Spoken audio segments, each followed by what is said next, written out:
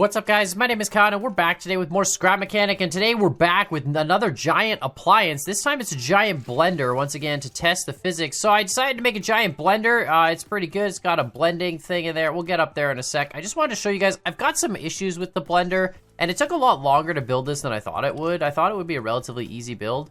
And it's not. And it's because the cutting tool is kind of a pain in the butt. I've also built a bunch of cardboard sort of food items, let's say, like, you know, tomatoes, we got some bacon. I say we're gonna blend some stuff and see how it goes. I realized I don't really have a lot of cardboard stuff other than cubes. It does work, in fact. But anyway, real quick, or we're gonna get to it real fast, but I just want to show you guys, my first idea was to make a blender that, you know, was sort of this setup with the saw blades, and you can rotate the saw blades and spin them.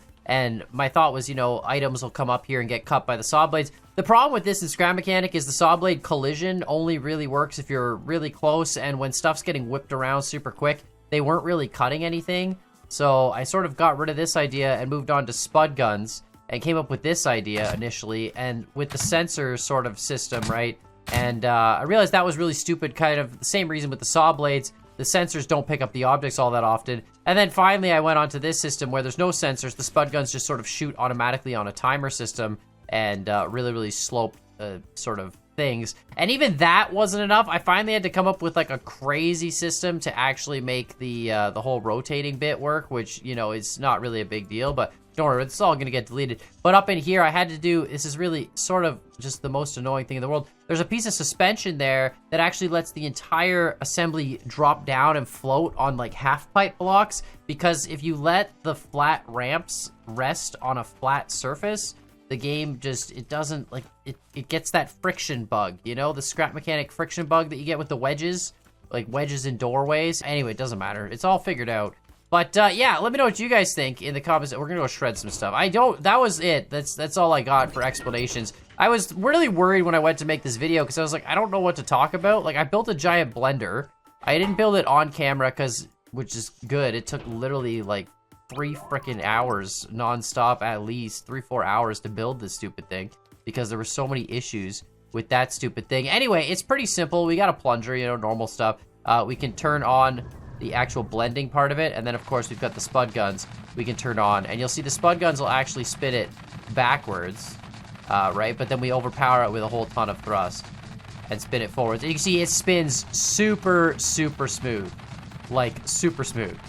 Like, it spins really fast and smooth, and I promise you that took 3 hours to figure out. Like, that, as I've explained all that there, it's really ridiculous. It seems really easy to do in Scrap Mechanic, but it's always been one of the hardest things to do. It works great, like, now that it actually, you know, spins, but that was the hard part, was getting that to do this and not overspin and freak out and hit the wall and actually spin at a consistent speed. Really simply though, we can just kind of throw, you know, cardboard cubes into it. I had to put a lid on it because I realized, you know, stuff hits those wedges and goes flying out at 1,000,000 miles an hour, but it does in fact get shredded, which is kind of cool.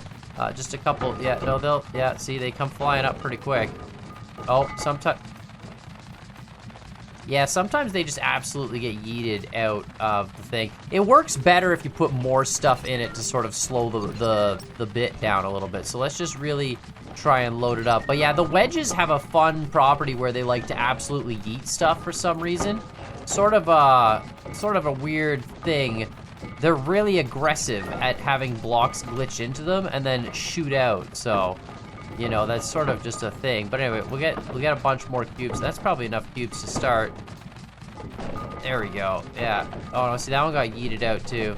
Generally what I like to do is fill up the blender first before you turn it on. I think that's really the way to go. Oh my god, yeah, it's just, see, they did. The wedges are insane. All right, we got our 3 cubes in there. Let's make a dinner here. This is some like kelp or, I don't know, green onions. I was just trying to make stuff with different color. We'll throw that in there. Let's get, you know, a couple more of those. Yeah, they're all just that's gonna get added to the blended mix. This is a red onion. You know, again, I wanted to have different colors rather than white, because we have a white egg. That way we can check afterwards what the overall consistency of our blended mix is, you know, and how well this actually works as a blender.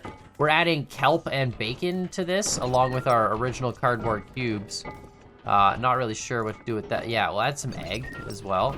Honestly, I was just sitting there like, I need different colored foods so we can see how well the blender works. To be honest, I found it's more of like a mulcher, where it just sort of, it's kind of like a shredder. Like, it just sort of destroys everything. It doesn't really do the whole blending thing so much as just, you know, absolutely incinerating.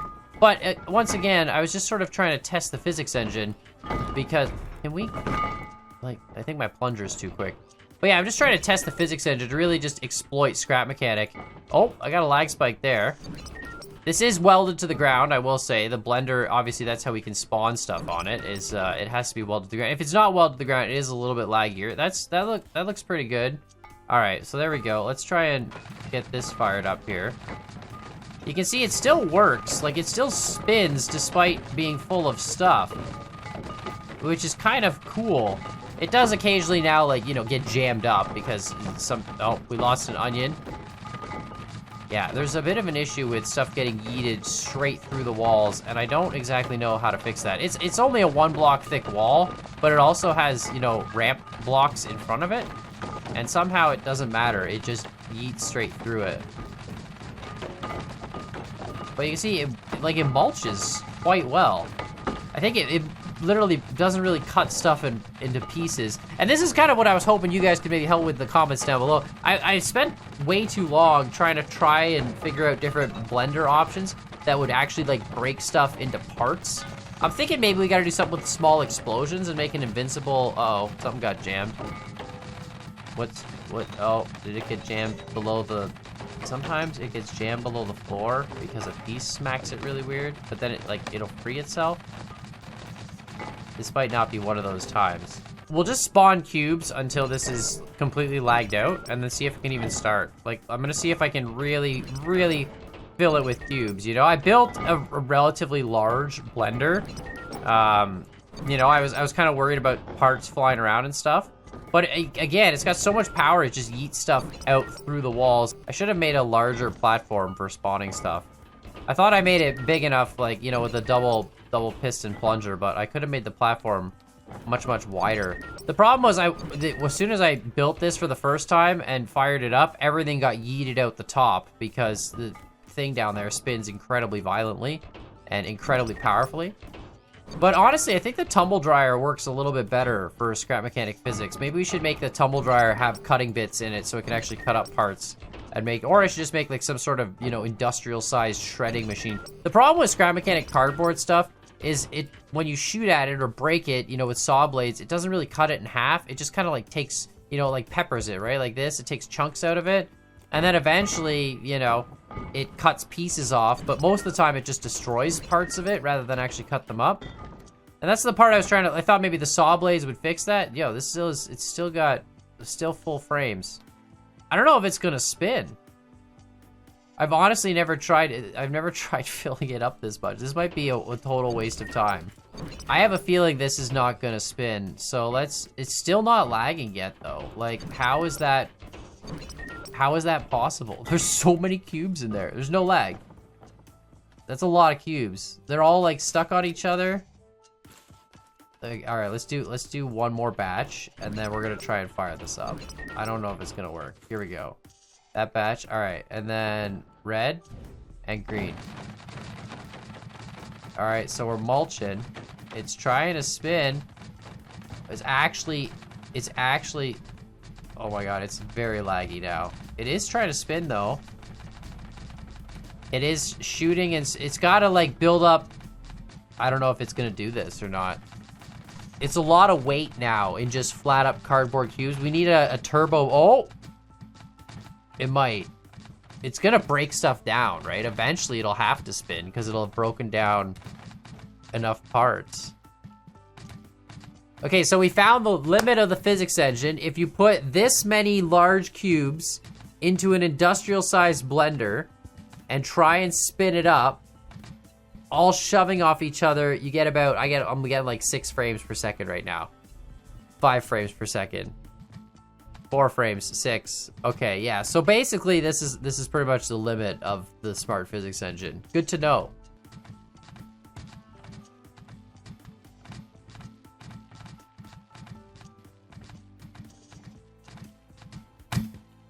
I don't know if that's gonna blow up the outer glass. Guess we'll find out. Well, I guess that experiment's over. I'm gonna try this again one more time. This time I'm gonna add cubes at a very slow rate. Or maybe I should add like onions or something. They're smaller, they're also hollow, so they're a lot lighter. You know, that should help. I made the cardboard vegetables a little bit lighter, easier for the thing to manage. The cardboard cubes are literally solid, you know, 9x9 cubes, so it's a lot of cardboard in comparison. So maybe this will help it a little bit. But yeah, something got jammed up there. All right, I think this is probably... That's probably enough. A bunch of stuff. Fire it up. Yeah, it's a lot easier when the stuff is hollow. All right, let's just add as much as we can while that's going. The hamster wheel doesn't matter because you're moving the whole floor, but this, when you're trying to kick the object up, if the object's heavier, obviously it's not as effective. There we go. Now we're really blended. Let's see if we can find the physics limit of this, or if we can stall out the blender by adding too much stuff. I feel like it'll break down stuff faster than we can add stuff, though. Got a lot of oral eject stuff out, right?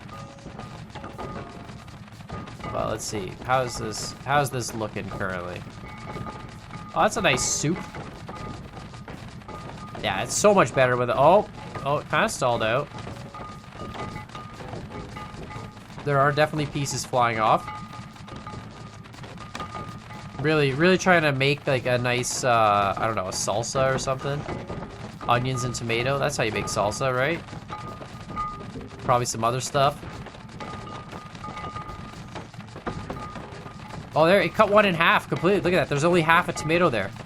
And there's like a piece of it over there. So it actually did cut one up completely in half. That's awesome. I mean, it's a lot easier when they're hollow too and not solid cubes, but this works quite well. Like, it does work if the stuff is light. It's unbelievable how well it works, actually. That's so cool. See, there doesn't seem to be... Oh, excuse me, I got hit by like a flying piece of tomato. There doesn't seem to be much of a physics limit if the stuff can stay bouncing, as long as it's still moving. It's when it all settles on each other that, you know, sometimes you get that lag. Although I think the last one was caused by something literally jammed, like a cube jammed into the blade. Uh-oh. Uh-oh, something, it jammed into the floor. Is it gonna free itself? Sometimes it pops out. It does.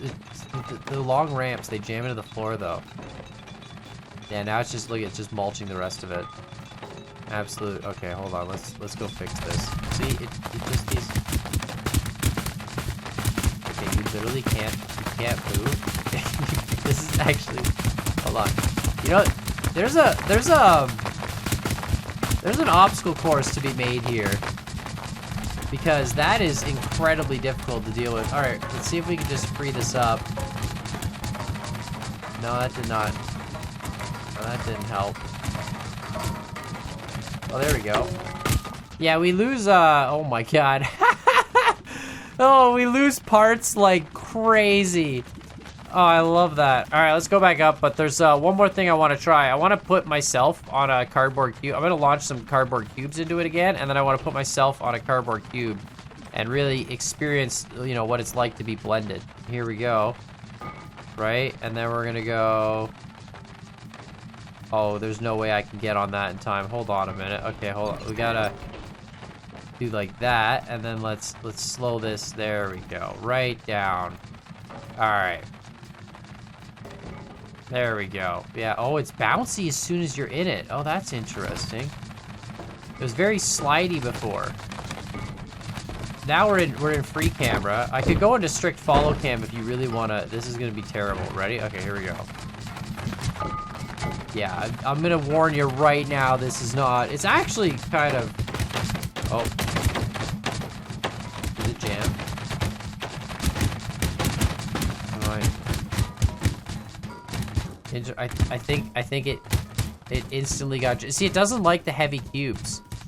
The heavy cubes really just jam it. Yeah, look, see, they lip up. This was the problem I tried to solve so many times with the blender. Getting the fact that these cubes like to still jam up.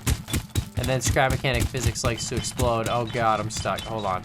Well, and now I'm trapped in another portal of emotion. But yeah, let me know what you guys think in the comments down below. Let me know if you have other ideas for testing the physics engine. I just really want to see what a giant blender would do. Turns out it's more of like a giant paper shredder or like one of those mulching machines for getting rid of plants. It just sort of mulches everything up and distributes it amongst the landscape. But yeah, let me know what you guys think. Make sure you hit that like button, hit the subscribe button, and give me other ideas for testing the physics engine, especially in multiplayer. I'd love to do some more crazy multiplayer. Yeah, there's no way we're getting out of there. But yeah, I'd love to do some more multiplayer testing and really see what we can do with the physics engine. And obviously not blending. But yeah, like, subscribe. We'll see y'all next time.